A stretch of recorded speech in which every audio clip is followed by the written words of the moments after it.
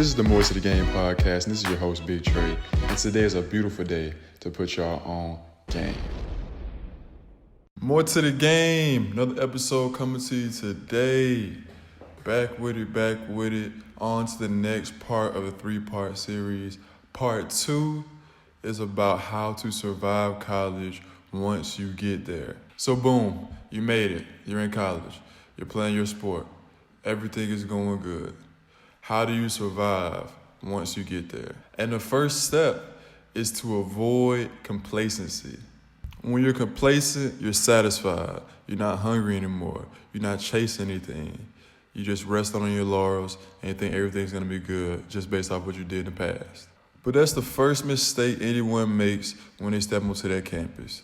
Is thinking that anything that you did in the past matters anymore. I had a great end of my high school career. From a basketball school, we won our first state championship in, 13 years at the time.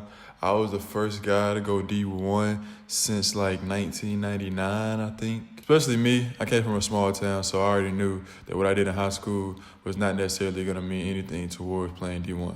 Whatever you did in high school that was great, you learned a lot of things, you developed your game, but it's a whole other level you got to get prepared for once you step on that campus. People step on that campus, they start drinking, smoking, partying. They only work out when the coach tells them to. They try to do as little sports as possible because they're over here enamored by the college life. And those people usually don't last at that school. They probably hit the transfer portal or they just have an underwhelming career. I mean, it's a lot of things that can get you off the path to greatness. And the college life is definitely one of those things. And to go along with that, the next thing you gotta do is be curious. You gotta be curious. I know the late, great Kobe said it all the time. When he was developing and coming up, he was just so curious, asking his older teammates, his coaches, any other players in the league, whatever he possibly could to pick up on any and everything. As a freshman, when I stepped on campus, I had 2 older guys that were leading the team, and I saw them work. Like work.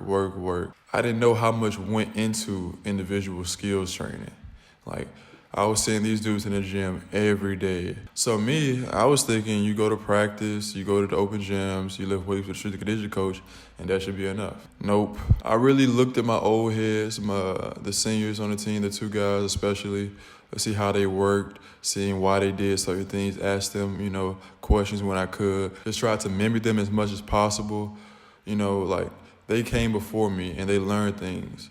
So it would be a disjustice to not ask them what they learned and not improve upon what they did. And the same thing goes for coaches. I would definitely ask them questions, listen to them when they told me there's certain things I need to be doing to get better. I know one of the first things I had to really work on when I got to college is playing in a low position, meaning playing like in a squat down where you have good power and balance. Like that's something you really didn't have to do in high school, or that's something I didn't have to do in high school, being that I was so much taller and I could just, shoot over anybody that I wanted to on my level. But like I said, college is a totally different thing. Like, I mean, when I first got to campus, I was definitely the worst freshman at first. Like, I was struggling in the pickup games. I did not look good. I was weak. I always lifted, but I just wasn't strong enough. I hadn't grew into my body yet. So it was a big adjustment. Like, if you look at me from the first summer when I got to Hampton to the last summer, like, completely different. But the biggest jump was from my freshman year to my sophomore year because you really understand the difference between the 2 levels, and it's a big jump from high school to college. And also just eating, those meals in the calf, 3 meals a day, you're going to get bigger and stronger with your age and everything as well. But on top of that, that does wonders as well. So on top of being curious, you have to have a certain mindset. It all ties everything together. You have to have that mindset of being a hunter. You don't want to be the hunted when you step onto that campus. You want to hunt. There are older guys in front of you whose spots you got to try to take. There are guys that are going to be coming from behind you as you get older. They're going to try to take your spot. So you always got to be trying to hunt someone or hunt something, having these goals and aspirations to meet. And that mindset alone can change everything when it comes down to your career and how it plays out. I know there was a teammate I had who was at basically the same position and was in the same class, and I just had a different mindset. I wouldn't even say I was more talented or more skilled than him. I just had a different mindset that I was going to continuously try to get better. I was going to be locked in and focused to do whatever the coaches needed me to do. And just having that mindset of being locked in and focused on trying to be as good as I possibly can at basketball, that kept me, there. That gave me the starting position when it was my turn after my freshman year. And unfortunately, it made him decide to transfer because obviously you want to be playing at the school you're going to and not being able to play so much.